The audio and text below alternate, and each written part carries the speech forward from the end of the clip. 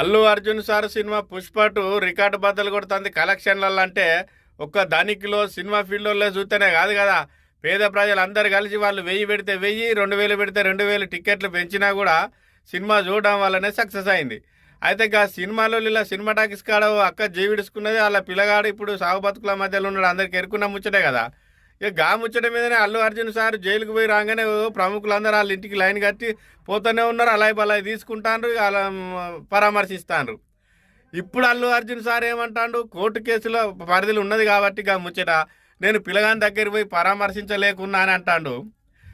నువ్వు జైలుకు పోకముందు ఆ పిల్లగాని దగ్గరికి మీ కుటుంబ సభ్యులు లేకపోతే నిన్ను నచ్చి అందరు పరామర్శిస్తాను కదా సినిమా ఇండస్ట్రీ వాళ్ళు, గాళ్ళ కుటుంబ సభ్యులు ఎవరన్నా పోయి పలకరించిండ్రు ఆ పిల్లగాని కానీ పిల్లగాని తండ్రిని కానీ.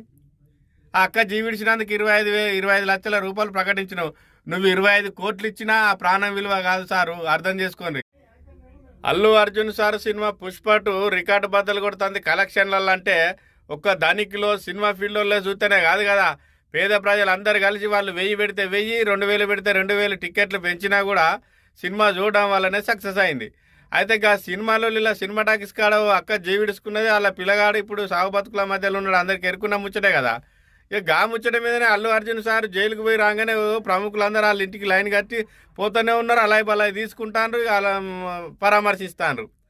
ఇప్పుడు అల్లు అర్జున్ సార్ ఏమంటాడు, కోర్టు కేసులో పరిధిలో ఉన్నది కాబట్టి గా ముచ్చట నేను పిల్లగాని దగ్గరికి పోయి పరామర్శించలేకున్నా అని అంటాడు.